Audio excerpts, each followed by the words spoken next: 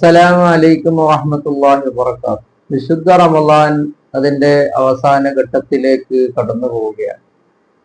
അപ്പോൾ നാം അശ്രദ്ധരായി നന്മകൾ ചെയ്യാതെ ഇങ്ങനെ അലഞ്ഞ് നടക്കരുത്. ഇനി ലൈലത്തുൽ ഖദർ പ്രതീക്ഷിക്കപ്പെടുന്ന രാവുകൾ ഇനിയും ഉണ്ട്. ഇന്ന് വരുന്ന രാത്രി 25-ാമത്തെ രാത്രി അത് ലൈലത്തുൽ ഖദറാകുമെന്ന് മഹാന്മാർ പറഞ്ഞിട്ടുണ്ട്. എന്ത് കണക്കിലാണ് അവർ പറഞ്ഞത്?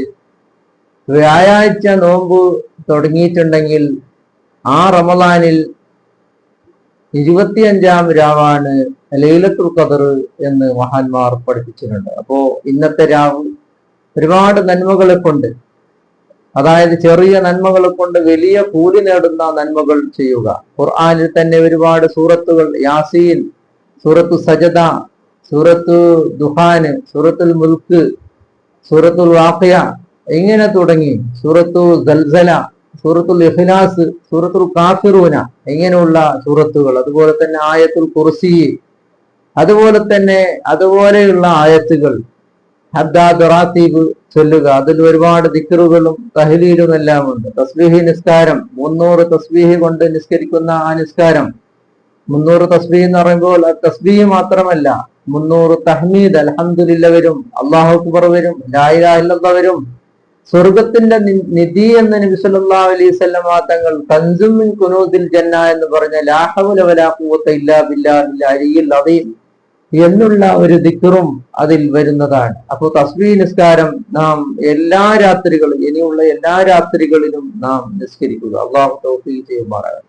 അതുപോലെ തന്നെ ഒരുപാട് ജുസുകൾ രാത്രി കാലങ്ങളിൽ നാം അധികരിപ്പിക്കുക. അതുപോലെ തന്നെ റവാത്തിബ് സുന്നത്ത് നിസ്കാരം, രാത്രി കിട്ടുന്ന റവാത്തിബ്, അതുപോലെ തന്നെ മഗ്രിബ് ഇശാ സുബ്ഹിന്റെ ജമാഅത്തും, അതിന്റെ മുമ്പും ഉള്ള സുന്നത്തും ശേഷമുള്ള സുന്നത്തും. അപ്പോ മഗ്രിബിന്റെ മുമ്പ് ശേഷം റവാത്തിബുണ്ട്, ഇശാന് മുമ്പ് ശേഷം റവാത്തിബുണ്ട്, അതുപോലെ തന്നെ സുബ്ഹിന് മുമ്പ് റവാത്തിബുണ്ട്. അതെല്ലാം ശ്രദ്ധിച്ച് ഒരുപാട് കൂലികൾ നേടാൻ നാം ശ്രമിക്കണം. അല്ലാഹു തആല തൗഫീഖ് ചെയ്യുമാറാകട്ടെ. ലൈലത്തുൽ ഖദർ അറിഞ്ഞാൽ എന്താണ് കൂടുതൽ ദുആ ഇരക്കേണ്ടത് എന്ന് ആയിഷ റളിയല്ലാഹു അൻഹ നബി സല്ലല്ലാഹു അലൈഹി വസല്ലം തങ്ങളോട് ചോദിച്ചപ്പോൾ മുത്തനബി സല്ലല്ലാഹു അലൈഹി വസല്ലം തങ്ങൾ പറഞ്ഞത് അല്ലാഹുവിനോട് അഫ്വിനെ ചോദിക്കണം. അല്ലാഹുമ്മ ഇന്നക അഫ്വൻ തുഹിബ്ബുൽ അഫ്വ ഫഅഫു അന്നി എന്ന് ചോദിക്കണം. ധാരാളം പ്രാവശ്യം അല്ലാഹുവിനോട് മാഫിനെ ചോദിക്കണം. മാത്രമല്ല 2 കാര്യം പ്രത്യേകമായി നാം ചോദിക്കണം. ഒന്ന്, അള്ളാഹുവിനോട് അഫ്വിനെ ചോദിക്കണം. മറ്റൊന്ന്, അള്ളാഹുവിനോട് ആഫിയത്ത് ചോദിക്കണം. ആഫിയത്ത് ഇല്ലെങ്കിൽ ഒന്നും ഉണ്ടാവുകയില്ല, ഒരു നന്മകൾ പോലും ചെയ്യാൻ സാധ്യമല്ല. ഒരുപാട് റമളാൻ നമുക്ക് കടന്നു വരണം, അതിന് നമുക്ക് ദീർഘായുസ്സ് ആഫിയത്ത് കിട്ടണം. നമ്മൾ ജീവിച്ചിട്ടുള്ളവരും മരിച്ചവരുമായ എല്ലാവർക്കും വേണ്ടി നാം പ്രാർത്ഥിക്കണം. അപ്പോൾ നല്ല പ്രാർത്ഥനകൾ, അതുപോലെ തന്നെ നല്ല തസ്ബീഹുകൾ, സുബ്ഹാനല്ലാഹി വൽഹംദുലില്ലാഹി വലാ ഇലാഹ ഇല്ലല്ലാഹു അല്ലാഹു അക്ബർ വലാ ഹൗല വലാ ഖുവത ഇല്ലാ ബില്ലാഹിൽ അലിയിൽ അദീം എന്നുള്ളത് തസ്ബീഹ് നിസ്കാരത്തിൽ അത് വരുന്നതാണ്. അതുപോലെ തന്നെ സുന്നത്ത് നിസ്കരിക്കുമ്പോൾ അതിൽ നമ്മൾ സൂറത്തുകൾ, വലിയ സൂറത്തുകളെല്ലാം ഓതി നിസ്കരിക്കുമ്പോൾ അത് ലൈലത്തുൽ ഖദറിൽ ആകുമ്പോൾ വളരെ കൂലിയായി.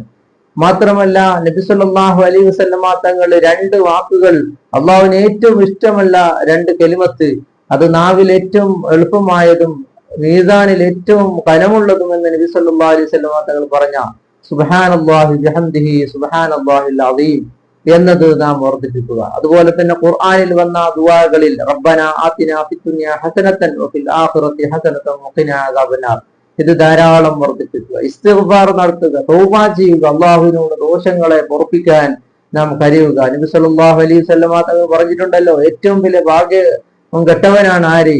റമളാന് ഒരുത്തന്റെ ദോഷങ്ങൾ പൊറുപ്പിക്കാതെ കഴിഞ്ഞു പോവുക എന്നുള്ളത് വളരെ മോശപ്പെട്ട ഒരു കാര്യമാണ്. അല്ലാഹു തആല നമുക്ക് തൗബ ചെയ്യാനും സൽക്കർമ്മങ്ങൾ ധാരാളം ഇനി വർദ്ധിപ്പിക്കാനും തൗഫീഖ് ചെയ്യുമാറാകട്ടെ. റമളാൻ നമ്മൾക്ക് ഗുണമായി സാക്ഷിക്കണം. അതിന് അല്ലാഹു തആല അങ്ങനെയുള്ള ജീവിതം നമുക്ക് തന്ന് അനുഗ്രഹിക്കുമാറാകട്ടെ.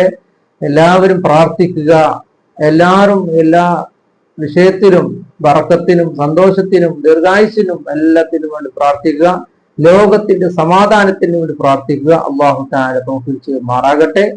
അസ്സലാമു അലൈക്കും വറഹ്മത്തുള്ളാഹി വബറകാതുഹു.